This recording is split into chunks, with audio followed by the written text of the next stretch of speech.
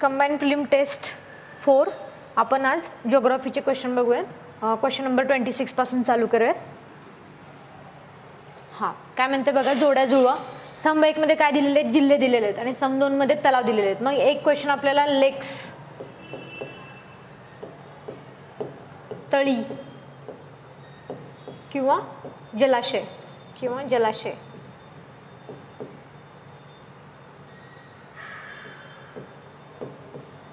यावरती येऊ शकतो आणि त्याला जिल्हा आणि ते कुठे आहेत जिल्ह्यानुसार जोड्या लावामध्ये येऊ शकतो. तर काय म्हणते बघा, याचा आन्सर आधी सांगते. क्वेश्चन नंबर 26चं आन्सर आहे 3. ठीक आहे, तर काय म्हणते, रेड पेन करूया.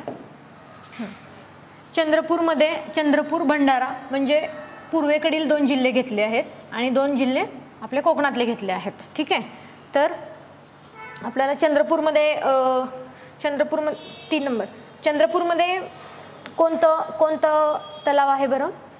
चंद्रपूरमध्ये घोडझरी तलाव. ठीक आहे, त्यानंतर भंडाऱ्यामध्ये कोणतं तलाव आहे? 3 आहेत कोकणातील जिल्हे. सॉरी, भंडाऱ्यामध्ये कोणतं तलाव आहे? बांदलसागर तलाव आहे. त्यानंतर रायगडमध्ये कोणतं आहे? कालाते तलाव आहे. त्यानंतर रत्नागिरीमध्ये कोणतं आहे बरं? 4 फणसवाडी तलाव. आणि त्यानंतर सिंधुदुर्ग, धामापूर. ठीक आहे, अशा प्रकारचे जोड्या लागतील. तर आपल्याला ह्या टॉपिकवरती क्वेश्चन येतो, त्यामुळे हा जरा डिटेल अभ्यासणं महत्त्वाचं आहे. खास करून हा राज्यसेवा मेन्सला हा क्वेश्चन खूप डिटेलमध्ये येत होता, पण जर आपल्याला कंबाईन प्रिलिमला विचारलं आणि एकदम सोपे जर विचारलं तर यायला पाहिजे. तर बाकीच्या पण जिल्ह्यातील आपण बघून घ्या सोबतच. ठीक आहे, तर बघा, हां, पुणे जिल्ह्यातील बघा पहिल्यांदा. ठीक आहे, हे जे इथं क्यू करून लिहिलेले आहेत ना ते PYQ आहेत. ठीक आहे, इथे जे क्यू करून लिहिलेले आहेत ना ते PYQ आहेत. हां, पुणे जिल्ह्यातील बघा पहिल्यांदा तर कोणते? आंध्र लेक, त्यानंतर मुळशी लेक, त्यानंतर महत्त्वाचे बघूयात आपण. भाटघर धरण, एसाजी कंक, पानशेत धरण, त्याच्यावरती कोणतं जलाशय आहे? तानाजी सागर. त्यानंतर खाली बघा बुलढाणामध्ये आपण मागच्या वेळेस घेतलं होतं लोणार सरोवर कुठे आहे? तर बुलढाण्यात आहे. तिथे नळगंगा जलाशय पण आहे. त्यानंतर आत्ता विचारलेला क्वेश्चन कोणता? चंद्रपूरला कोणता तलाव आहे? घोडझरी तलाव. ठीक आहे, PYQ आहे, येऊन गेलं आहे. त्यानंतर भंडारामध्ये कोणता तलाव आहे? बांदलसागर. त्यानंतर सातारामध्ये शिवसागर, जो की कोयना जलप्रकल्प जिथं आहे तिथे तो जलाशय आहे. ठीक आहे, त्यानंतर नागपूरमध्ये कोणतं आहे? रामसागर किंवा अंबाझरी. ठीक आहे, त्यानंतर अहमदनगर, इथे सर्वात जास्त विहिरी आहेत असं म्हणू शकतो आपण. आणि तिथं भंडारदरा, महत्त्वाचं कोणतं? भंडारदरा, जो PYQ आहे. ठीक आहे, त्यानंतर खाली बघा ठाण्यात कोणतं आहे? भातसा जे वैतरणा, त्याच्यावरती मोडक सागर जलाशय आहे. ठीक आहे, त्यानंतर असं काही नद्या पण आहेत जिथे जलप्रकल्प असतात आणि तिथले जलाशयाचे पण नाव विचारले जातात. त्यानंतर नाशिकमध्ये दारणा. ठीक आहे, बाकीचे बघूयात आपण बाकीच्या जिल्ह्यातले. ठीक आहे, पुणे झालं. इकडे गडचिरोलीमध्ये तुलतुली. रायगडमध्ये विचारलेला क्वेश्चन कालाते. ठीक आहे, रत्नागिरीमध्ये फणसवाडी, आत्ता विचारलेला क्वेश्चन. त्यानंतर सिंधुदुर्गमध्ये धामापूर. हे कुठले? कोकणातले जिल्हे आहेत हे 3. असं करून ते विचारू शकतात आणि हे 3 पण PYQ आहेत. त्यानंतर कोल्हापूरमध्ये राधानगरी. ठीक आहे, लक्ष्मी तलाव. ठीक आहे, नंदुरबारमध्ये तोरणमाळ, यशवंत तलाव. नंतर गोंदियामध्ये सारसनगरी अशी ओळख आहे गोंदियाची, तर तिथे चोरकमारा, नवेगाव. ठीक आहे, आणि भंडारा आणि गोंदियाला हा जो PYQ येऊन गेलेला आहे, भंडारा आणि गोंदियाला काय म्हणायचं? तलावांचे जिल्हे म्हणायचे. ठीक आहे, पालघरमध्ये बघा आता खाली वैतरणा तलाव. ठीक आहे, मोडक सागर जलाशय. बृहन्मुंबईमध्ये तुळशी, पवई, विहार. परभणीमध्ये आळंद, वाशिममध्ये पांगरी आणि नांदेडमध्ये वारुळ. हे खूप जुने PYQ आहेत, पण महत्त्वाचे किमान तुम्ही पुणे आणि हे 3 कोकणातले जिल्ह्यांमधले आणि चंद्रपूर आणि भंडारा या जिल्ह्यातले जर करून ठेवलं तरी पुरेसं आहे. ठीक आहे, पुढे जाऊया आपण. Question number 27. तर याचा आन्सर आहे 3. ठीक आहे, आन्सर नंबर 3. तर चला, ठीक आहे, काय म्हणते बघा, जोड्याजुळामध्ये एका ठिकाणी जिल्हे दिले आहेत आणि दुसऱ्या ठिकाणी पवन ऊर्जा प्रकल्प दिले. मागच्या वेळेस आपण अणु ऊर्जा प्रकल्प पाहिला होता. ठीक आहे, तर यावेळेस त्यांनी काय दिले? पवन ऊर्जा प्रकल्प दिले. ठीक आहे, अशा प्रकारे ऊर्जा निर्मिती या टॉपिकवरती आपल्याला भारतातील तर देतील किंवा महाराष्ट्रातील तर देतील आणि खनिज संपत्ती आणि ऊर्जा निर्मिती प्रकल्प ह्या दोघांची सांगड घालून आपण हा टॉपिक अभ्यासायचा आहे. तर याचा पहिल्यांदा आन्सर बघा काय आहे, 2 नंबरचा आन्सर आहे. ठीक आहे, म्हणजे साताऱ्यामध्ये कोणता पवन ऊर्जा प्रकल्प आहे, वनकुसवडे. पुण्यामध्ये आंध्रलेख. ठीक आहे, त्यानंतर धुळेमध्ये ब्रह्मणवेल आणि सिंधुदुर्गमध्ये कोणता आहे बरं, देवगड आणि जमसंडे. ठीक आहे, तर याचा आपण आता इतर बाकीच्या जिल्ह्यांमध्ये पण कोणते कोणते पवन ऊर्जा प्रकल्प आहेत ते अभ्यासूयात. ठीक आहे, हे आहे क्वेश्चन नंबर 26 एक्सप्लेनेशन. ठीक आहे, पुढे जाऊया.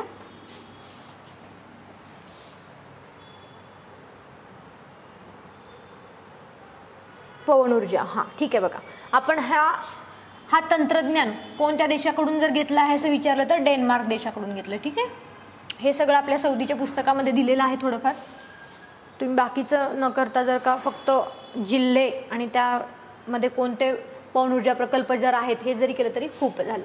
आशिया खंडातील सर्वात मोठा ऊर्जा प्रकल्प कोणता आहे, वनकुसवडे. ठीक आहे, वनकुसवडे कुठे आहे, सातारामध्ये आहे. ठीक आहे, सर्वात जास्त कुठे आहेत असं जरी विचारलं तरी सातारामध्ये आहे. ठीक आहे, मग त्यानंतर ठोसेघर येईल, त्यानंतर चाळकेवाडी येईल, त्यानंतर माळेवाडी येईल. ठीक आहे, त्यानंतर आपण सांगलीमध्ये बघूया.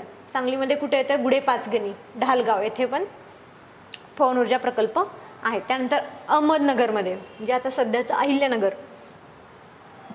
शहाजापूर आणि खांडके किंवा कवट्या डोंगर या ठिकाणी आहे. त्यानंतर सिंधुदुर्गमध्ये कोणतं बघा, जो आपण विचारला, देवगड आणि जमसंडे. ठीक आहे, हां विजयदुर्ग हे पण सिंधुदुर्गमध्ये आहेत. आणि महाराष्ट्रातील पहिला पवन ऊर्जा निर्मिती प्रकल्प कोणता विचारला तर देवगड आहे. आणि मगाशी आपण पाहिलेला कोणता, आशिया खंडातील सर्वात मोठा ऊर्जा प्रकल्प पाहिला तर पवन ऊर्जा प्रकल्प पाहिला तर वनकुसवडे आहे साताऱ्यातील. त्यानंतर इतर काही जिल्ह्यातील बघा, पुणे येथे आंध्रलेख विचारलेला क्वेश्चन, धुळे येथे ब्रह्मणवेल, नंदुरबार चकाला, त्यानंतर नाशिक येथे औंधवाडी येथे पण आहे.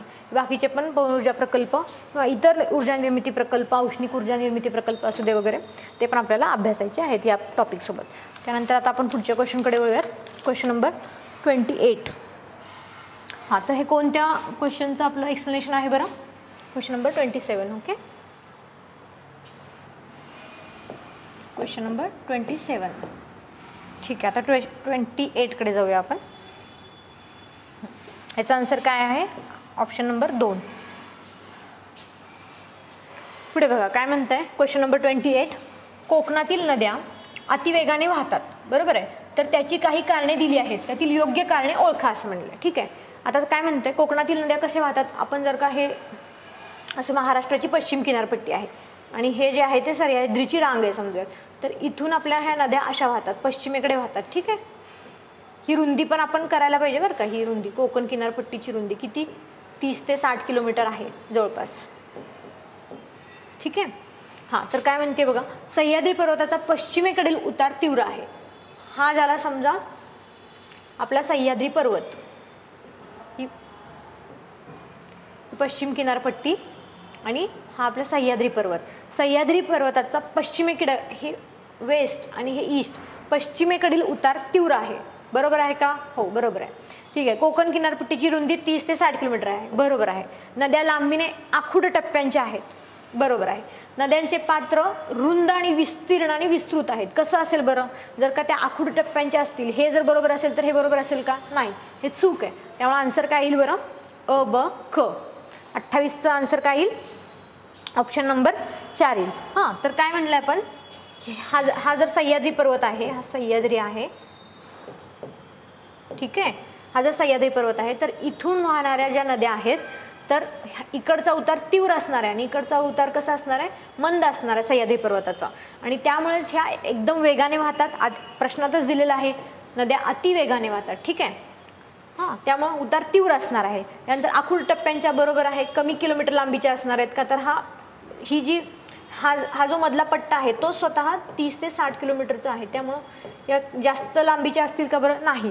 आणि मग त्यांचं पात्र तर रुंद होईल का बरं, अजिबात नाही. त्यामुळेच त्या रुंद आणि विस्तीर्ण विस्तृत आहेत, हे ऑप्शन चुकीचं आहे. ठीक आहे, त्यामुळं हे पण आपण अभ्यासाला पाहिजे. तर आपण यासोबतच जरा कोकणातील नद्या पण बघूयात. कोकणातील नद्या या टॉपिकवरती क्वेश्चन विचारताना हे देखील विचारतील, कन्सेप्च्युअल क्वेश्चन विचारतील किंवा काही फॅक्ट विचारतील, खाडी आणि त्यांच्या जोड्या किंवा जिल्हे असे देखील विचारतील, ठीक आहे. तर आपण आता बघूया. हे माझे हँड रिटन नोट्स आहेत, तुम्हाला कळतील तेवढे बघा फक्त. तर हा आपला महाराष्ट्राचा पश्चिमेकडील भाग आहे, ठीक आहे. तर आपल्याला काही नद्या आणि ते कोणत्या जिल्ह्यातून येतात हे अशा तरी जोड्या विचारतील किंवा कन्सेप्च्युअल क्वेश्चन आता आपण जसं घेतलं होतं तसं विचारतील. हे तर या नद्या अभ्यासाला पाहिजे. तर काही थोड्या नद्या बघा आपण बघूया. दमणगंगा आहे, एकदम वरच्या साईडला कोणती आहे? दमणगंगा. आणि एकदम खाली दक्षिणेकडील जर विचारली तर कोणती बरं? तेरेखोल, ठीक आहे. हा क्वेश्चन येऊन गेलेला आहे त्यामुळे ही महत्त्वाची आहे, ठीक आहे. नंतर सावित्री नदीवरती पण एक क्वेश्चन येऊन गेलेला आहे, ठीक आहे, जी की रत्नागिरी आणि रायगड आणि रत्नागिरीमध्ये सीमा तयार करते. त्यानंतर सर्वात लांबीची जर नदी विचारली कोकणातली तर ती कोणती आहे? वैतरणा, ठीक आहे. किती किलोमीटरची आहे ती? 154 किलोमीटर. किलोमीटर पण विचारतील. किनारपट्टीची रुंदी आपण जे प्रश्नात बघितलं ते 30 ते 60 किलोमीटर आहे, ठीक आहे. क्षेत्रफळ एकदा विचारत होतं, जसं महाराष्ट्राचं क्षेत्रफळ विचारत होतं तसं कोकण किनारपट्टीचं क्षेत्रफळ विचारतील, ठीक आहे. किती आहे? 30,394 किलोमीटरच्या आसपास. 30,300 दिसत नसेल तर लिहिते, 94 किलोमीटर स्क्वेअर, ठीक आहे. त्यानंतर बघा, हा वरच्या साईडला जास्त रुंदी आहे, म्हणजे कोकण किनारपट्टीची अशी रुंदी कशी अशी निमुळती होत जाते, राईट. इथे जास्त रुंदी आहे आणि इथे कमी रुंदीच्या नद्या आहेत, ठीक आहे. असा पण क्वेश्चन आला तर आपल्याला माहिती पाहिजे. पुढे जाऊया आपण. हे कोणत्या क्वेश्चनचं एक्सप्लेनेशन आहे बरं? Question number 28, okay. Question number 28. त्यानंतर पुढे बघू आपण. तर याचा आन्सर आहे अ, ब, क, ठीक आहे. पुढे जाऊया. खालीलपैकी कोणता जिल्हा हा अमरावती प्रशासकीय विभागातील आहे? कोणता कोडा, ठीक आहे. यापैकी कोणता जिल्हा हा अमरावती प्रशासकीय विभागातील आहे? आपल्याला अभ्यासताना काय अभ्यासायचं आहे बरं?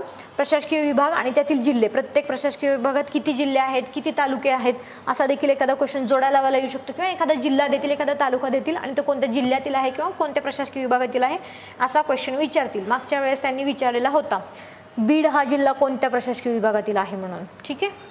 तर आपण त्याच पद्धतीचा त्याच बेसिसवरती PYQ बेसिसवरती हा क्वेश्चन तयार केलेला आहे. तर ह्याचा आन्सर काय आहे बरं? अमरावती प्रशासकीय विभागात कोणतं येईल बरं? यवतमाळ येईल, ठीक आहे. हां, तर अमरावती मध्ये कोणते कोणते जिल्हे आहेत बघा? बुलढाणा, अकोला, स्वतः अमरावती आणि वाशिम आणि यवतमाळ, हे 5 जिल्हे येतात, ठीक आहे. हे 5 जिल्हे येतात, त्यामुळे याचा आन्सर काय आहे? यवतमाळ. चंद्रपूर कुठे येईल बरं? नागपूर प्रशासकीय विभागातील. वर्धा कुठे येईल? नागपूर प्रशासकीय विभागातील. जालना कुठे येईल? औरंगाबाद प्रशासकीय विभागातील, ठीक आहे.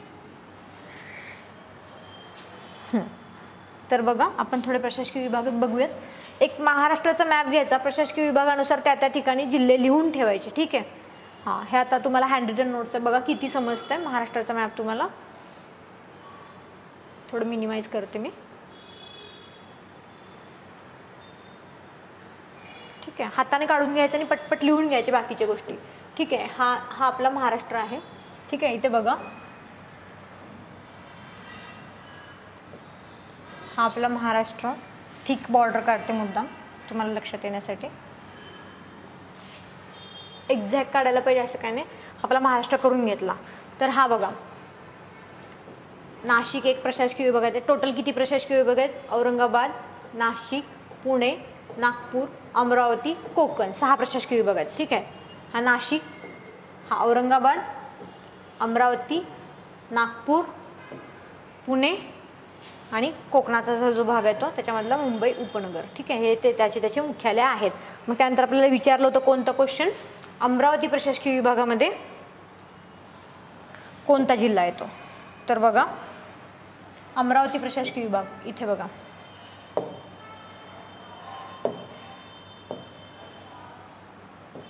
अमरावती प्रशासकीय विभागामध्ये हा बघा, हा अमरावती प्रशासकीय विभाग. अमरावती, अकोला, बुलढाणा, वाशिम, यवतमाळ विचारलेला होता. आता क्वेश्चन विचारताना कसे विचारतील?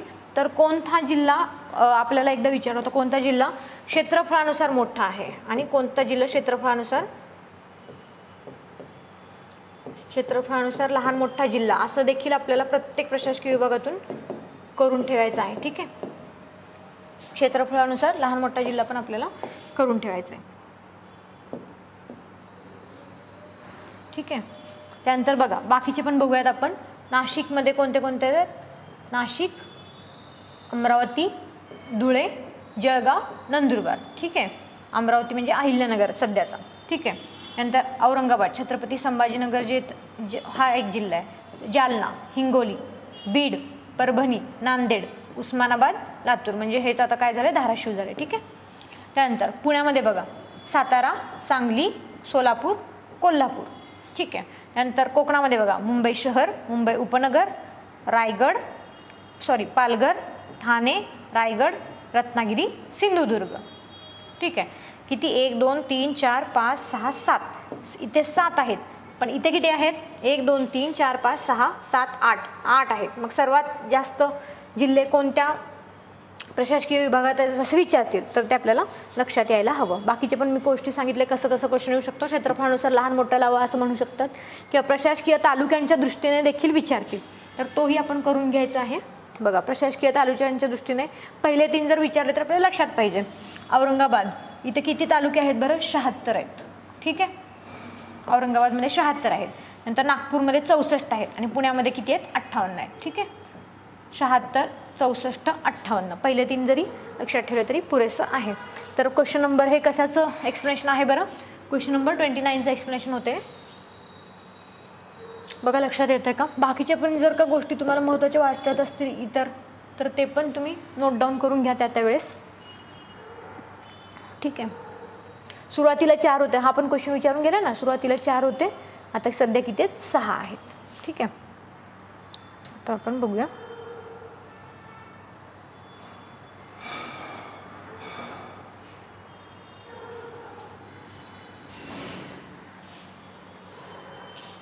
तर पुढचा क्वेश्चन बघा, क्वेश्चन नंबर 30. सन 2011च्या जनगणनेनुसार महाराष्ट्रातील खालील जिल्ह्यांचा लोकसंख्येच्या घनतेच्या आधारावरती चढता क्रम लावा. असा क्वेश्चन येऊ शकतो. लोकसंख्येवरती एक क्वेश्चन फिक्स असतो. ठीक आहे, क्वेश्चन नंबर किती आहे? 30. याचा आन्सर पहिला लिहून घ्या, अ ब क.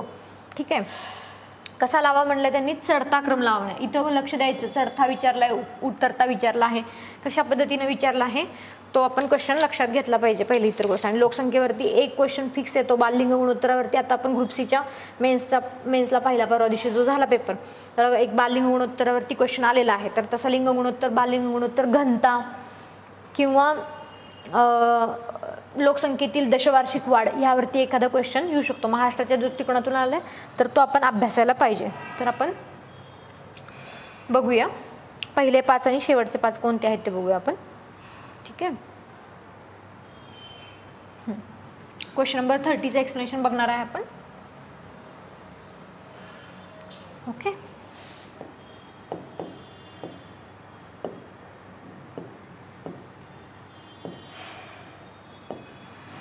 तर बघा लोकसंख्येच्या घनतेनुसार पहिले 5 कोणतं आहे? मुंबई उपनगर 20,980. हे पाठ पण पाहिजे बरं का, एक्झॅक्ट विचारलं कशाचं तर आपल्याला माहिती पाहिजे. मुंबई शहर जोड्या लावामध्ये विचारू शकतात ते. मुंबई शहराचं 19,652, ठाण्याचं 1900, त्यानंतर पुणेचं 603, त्यानंतर कोल्हापूरचं 504, त्यानंतर हे पालघर नका लक्षात घेऊ, आपण 2011च्या जनगणनेनुसार करणार आहे. त्याच्यानंतर काही जरी अपडेट झाला असेल तरी नको, आपल्याला ह्याच बेसिसवरती विचारतील जोपर्यंत नवीन डेटा पब्लिश होत नाही तोपर्यंत. आणि नागपूरचं विचारलं तर 470. इथं त्यांनी दिलं होतं नागपूर आधी घातलं होतं. आपल्याला वाटतं कोल्हापूर आणि नागपूरमध्ये नागपूरची घनता जास्त असू शकते म्हणून, तर तसं नाही आहे, कोल्हापूरची जास्त आहे. तर हा पण एक PYQ येऊन गेलेला आहे बरं का. ठीक आहे, ह्याच्यावरती लक्ष ठेवा.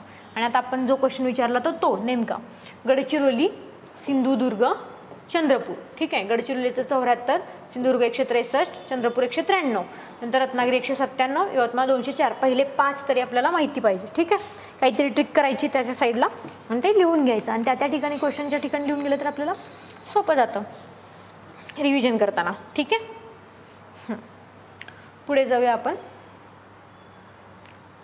हे झालं क्वेश्चन नंबर 30चं एक्सप्लेनेशन होतं. क्वेश्चन नंबर 31 बघूया. ठीक आहे, तर याचा आन्सर काय येईल बरं? गडचिरोली 74, 163 आणि 193. 74, 163 आणि 193. लोकसंख्येच्या घनतेच्या आधारावरती चढता क्रम लावा, त्यामुळे सरळ सरळ आहे अ ब क, हे नाही हे नाही हे नाही. ठीक आहे, पुढे जाऊया. Question number 31. काय म्हणते बघा. हा, माळढोक पक्षासाठी प्रसिद्ध असलेले नान्नज हे अभयारण्य खालीलपैकी कोणत्या जिल्ह्यात आहे? असं एखादं अभयारण्य देतील आणि कोणता जिल्हा विचारतील, तर त्यावेळेस हा क्वेश्चन आपल्याला यायला पाहिजे. तर माळढोक हे पक्षासाठी अभयारण्य असलेले नान्नज पक्षासाठी प्रसिद्ध असलेले नान्नज अभयारण्य कोणत्या जिल्ह्यात आहे बरं? सोलापूर. मुद्दाम सगळे ऑप्शन कसे दिलेले आहेत आपण बघा, पश्चिम महाराष्ट्रातलेच दिलेले आहेत. जर का असं माहिती असेल इथेच कुठेतरी आहे सोलापूर, सातारा, सांगलीमध्ये, तर ते तसं नाही चालणार. आपल्याला फिक्स माहिती पाहिजे कुठे आहे का, तर महत्त्वाचं आहे अभयारण्य. आणि अभयारण्य आणि जिल्हा असे आपल्याला जोड्या लावामध्ये प्रश्न विचारू शकतात. T1 झालं. ठीक आहे, तर अभयारण्य आणि जिल्हा आपल्याला काय अभ्यासायचं आहे?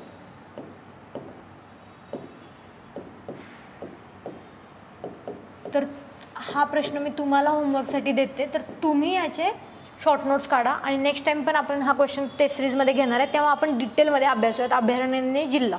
ठीक आहे, आता आपण क्वेश्चन नंबर 32 बघूयात.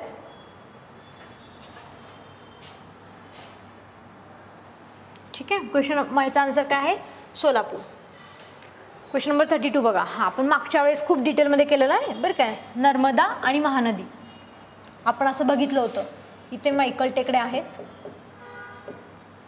ठीक आहे, आणि इथून अशी नर्मदा पश्चिमेकडे वाहते आणि इथून महानदी ही पूर्वेकडे वाहते. तर खालीलपैकी कोणत्या रांगा या जलविभाजक आहेत? बघा, क्वेश्चनच तो आहे. सातपुडा महादेव नाही, सातमाळा अजिंठा हे तर महाराष्ट्रात आहेत आणि यांचा उगम कुठे म्हणला आपण? MP मध्ये आहे. ठीक आहे, त्यानंतर फक्त मैकल, बरोबर आहे, हा ऑप्शन आहे फक्त मैकल. मैकलच्या टेकड्या बरं मधून हे जलविभाजक रांग आहे. ठीक आहे, हा क्वेश्चन कशावरती जातो? भारतातील नदी प्रणाली वरती एक क्वेश्चन आपल्याला येत असतो, भारतातील नदी प्रणाली.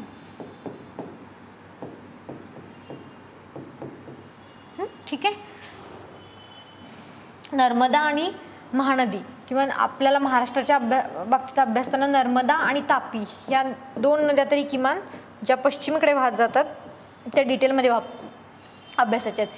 पश्चिमेकडे वाहणाऱ्यांपैकी या दोन नद्या आणि कोकणातील नद्या या सर्वांचा अभ्यास करायचा आणि बाकी सर्व कुठे वाहतात? पूर्वेकडे वाहतात आणि बंगालच्या उपसागराला जाऊन मिळतात. ठीक आहे, पुढे बघूया. आता आपण पुढचा क्वेश्चन बघूया. याचा आन्सर काय मग? फक्त मैकल. 32चा आन्सर आहे फक्त ऑप्शन नंबर 3. नंतर पुढे बघा, भारतातील खालील खिंडींचा पश्चिमेकडून पूर्वेकडे बरोबर क्रम लावा. आपण बोललो होतो भारताच्या प्राकृतिक भूगोल किंवा खिंडींच्या हिमालयन बाबतीत जर का क्वेश्चन यायचा झाला तर असा येऊ शकतो. हिमालयातील नद्या येऊ शकतात, हिमालयातील नद्या यावरती क्वेश्चन येऊ शकतो, किंवा हिमालयातील खिंडी यावरती क्वेश्चन येऊ शकतो, किंवा हिमालयातील काही जर का पर्यटन स्थळे असतील. मागच्या वेळेस एकदा राज्यसेवेला क्वेश्चन आलेला आहे, तर एकदा कंबाईनला पण या गोष्टींवरती क्वेश्चन आले. पर्यटन स्थळे, नद्या या गोष्टी आपल्याला प्रामुख्याने अभ्यासायच्या. तर इथं खिंडी दिलेल्या आहेत बघा, काय म्हणते खिंडी. तर आपण याचा आधी आन्सर बघूया. काय क्वेश्चन नंबर 33चा आन्सर आहे 1. तर आपण भारतातील हिमालयीन भाग तिथला काढून घेतला पाहिजे, तिथे खिंडी लिहून घेतल्या पाहिजे. तर बघूया आधी आपण.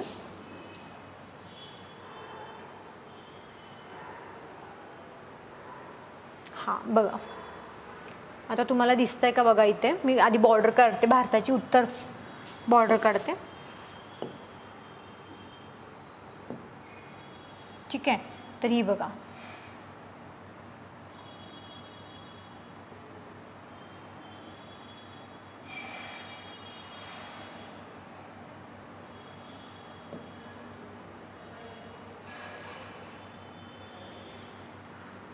असे पूर्वेपर्यंत घेऊन जायचं, नॉर्थ ईस्ट पर्यंत, का तर तिथे पण खिंडी आहेत. ठीक आहे, ज्या म्यानमारला किंवा चीनला तिथून पण जाता येतं.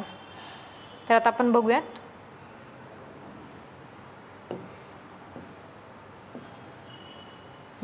खिंडी बघा आता कसं आहेत. आपल्याला विचारलं कोणतं होतं खिंड? जोजिला. पहिल्या आपल्या प्रश्नामध्ये बघा कोणतं खिंडी आहे. पहिल्या ऑप्शननुसार जोजिला खिंड आहे. ती कुठे आहे? इथे आहे. ठीक आहे, ही जोजिला खिंड. जोजिला खिंड कुणाला जोडते? श्रीनगर आणि कारगिल लेहला जोडते. ठीक आहे, ती कशामधली कनेक्टिव्हिटी आहे खिंडीची? तर श्रीनगर आणि कारगिल लेह यांना ती जोडते. ठीक आहे, त्यानंतर पुढे बघा सिपकीला खिंड. सिपकीला खिंड कुठे दिसते तुम्हाला? इथे हिमाचल प्रदेशमध्ये. ठीक आहे, इथे HP म्हणून लिहिते मी, हिमाचल प्रदेश. ठीक आहे, ही शिपकीला खिंड. त्यानंतर कोणती विचारलेली आहे आपल्याला? मानखिंड. ठीक आहे, ही मानखिंड. ठीक आहे, इथं उत्तराखंड आहे. Okay, UK लिहितेस. हां, उत्तराखंड, मानखिंड. त्यानंतर पुढे बघा कोणती खिंड आहे? नितीखिंड.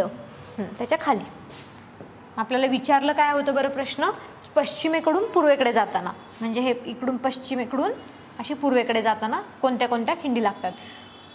जरी उत्तरेकडून दक्षिणेकडे जरी विचारलं तरी असाच क्रम येतो. ठीक आहे, जोजिला, शिपकीला, मानखिंड आणि नितीखिंड. ठीक आहे. ठीक आहे, मग बाकीचे पण आपण काही बघून घेऊया ज्यांच्यावरती प्रश्न आलेले आहेत. चांगला खिंड कुठे बरं? काराकोरम आणि लडाखमध्ये आहे. ठीक आहे.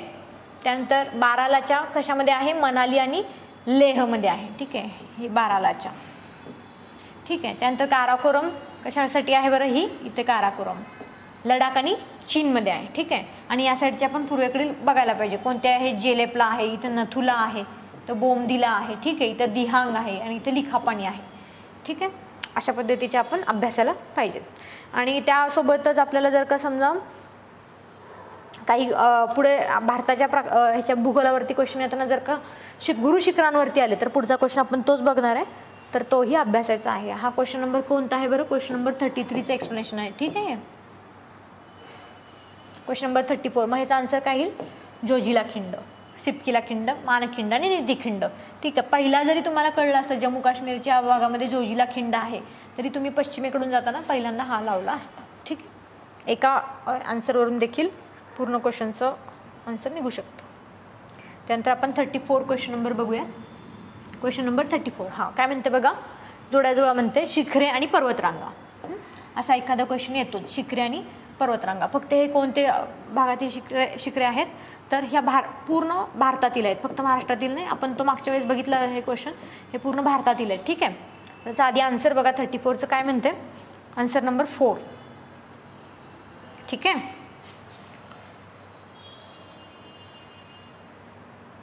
Answer number 4. आधी आपण पूर्ण शिखरे बघूयात भारतातील.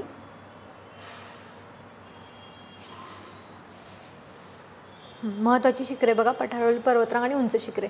अन्नाईमुडेमध्ये कोणतं आहे बरं? अण्णामलाई, आणि त्याची उंची किती आहे? 2695 मीटर. हे थोडेफार करून ठेवायचे बरं का, मीटरमध्ये येतं हे, उंची मीटरमध्ये आहे. ठीक आहे. त्यानंतर बघा दोडाबेट्टा, निलगिरी.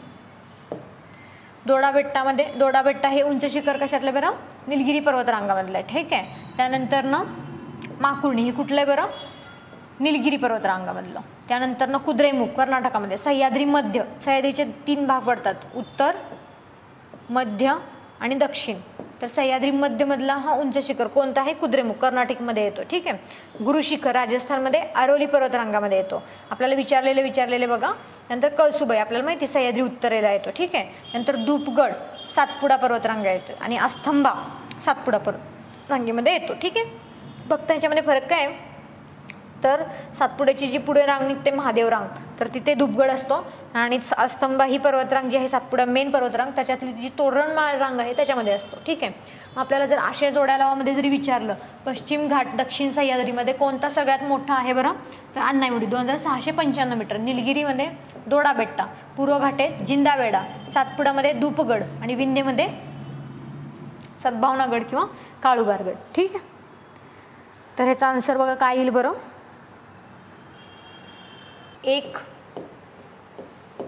3 2 4. तुम्हाला दिसत नसेल तर इथे लिहून ठेवलंय 1 3 2 4. म्हणजे गुरुशिखरचं सातपुडा पर्वतरांगेत आहे, धूपगड आरोली पर्वतरांगेमध्ये आहे, साल्लेर आपल्याला माहिती सह्याद्रीमध्ये, कसामी हसतो आपण बघितलं होतं, आणि दोडाबट्टा निलगिरी पर्वतरांगेमध्ये. आणि ह्याच्या साईडला आपण उंची पण लिहून ठेवूयात मीटरमध्ये. ठीक आहे, म्हणजे रिव्हिजन करताना आपल्याला सोपं पडेल. त्यानंतर बघूया क्वेश्चन नंबर 35.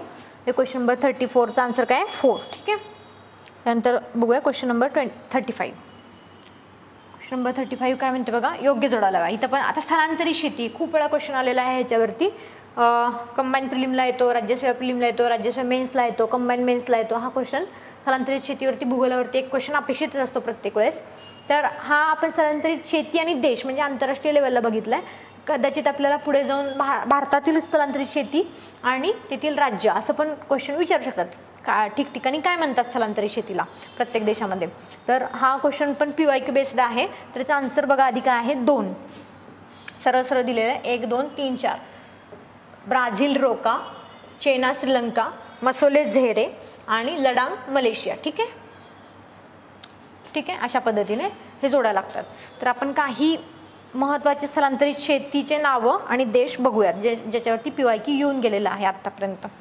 ठीक आहे, हां काय म्हणते बघा. हां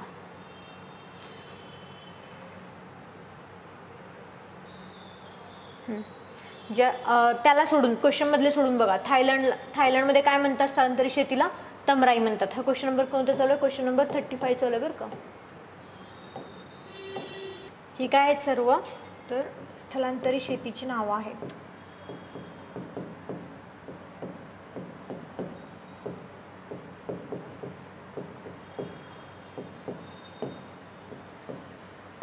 ठीक आहे, थायलंडमध्ये तमराई म्हणतात, व्हेनेझुएलामध्ये कोणुका म्हणतात, मध्य अमेरिकामध्ये मिल्पा, हा खूप वेळा PYQ येऊन गेलेला आहे.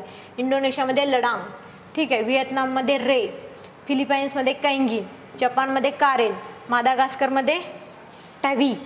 ठीक आहे, मेक्सिकोमध्ये कोमाईल आणि म्यानमारमध्ये त्वांग्या म्हणतात. ठीक आहे, तर एवढे स्थलांतरित शेतीची नावे आपण करून ठेवली पाहिजेत. आणि नेक्स्ट जर का बघायची झाली तर भारतातील नेक्स्ट क्वेश्चन आपण भारतातील घेऊयात वाटल्यास. तर आता बघून ठेवा तुम्ही काय काय म्हणतात आणि PYQ कशावरती आलेलं आहे. स्थलांतरित शेतींची स्थानिक नावे भारतामध्ये, ईशान्य भारतामध्ये काय म्हणतात बरं, झूम. हा खूप वेळा क्वेश्चन येऊन गेलेला आहे PYQ मध्ये. ठीक आहे, झूम म्हणतात, दिसत नसेल तर इथे लिहिते झूम. त्यानंतर गारो आदिवासी मेघालयमध्ये बोगमा म्हणतात. ठीक आहे, त्यानंतर खाली बघा PYQ बघा फक्त, बाकीचे नाही केले तरी चालतील. दक्षिण ओडिसामध्ये बघा काय म्हणतात, पोडू. क्वेश्चन येऊन गेलेला आहे पोडू दक्षिण ओडिसामध्ये. नंतर रेड्डी किंवा आंध्र प्रदेशमध्ये पण पोट्टू, पोट्टू पोडू. ठीक आहे, मध्य प्रदेशमध्ये पेंडा किंवा दीपा. ठीक आहे, किंवा दहिया असं देखील म्हणतात. केरळमध्ये पोनम, पोनम हा नावाचा सण पण असतो ना, तर तिथं पोनम पण म्हणतात. पश्चिम घाटमध्ये कुमरी. हा क्वेश्चन खूप वेळा येऊन गेलेला आहे, पश्चिम घाट. आणि आपण मगाशी बघितलेला ईशान्य भारत, ईशान्य भारतमध्ये झूम म्हणतात. ठीक आहे, हां, आणि पश्चिम घाटमध्ये कुमरी म्हणतात. राजस्थान वारले आणि हिमालयमध्ये खील म्हणतात. ठीक आहे, तर हे क्वेश्चन तेथील स्थानिक भाषेमध्ये स्थलांतरित शेतीची ही नावे. आणि क्वेश्चन नंबर 26 ते 35 पर्यंत आपलं डिस्कशन इथं संपत आहे. हां, तर याचा आन्सर क्वेश्चन नंबर 25चं काय आन्सर 2. ठीक आहे, थँक्यू.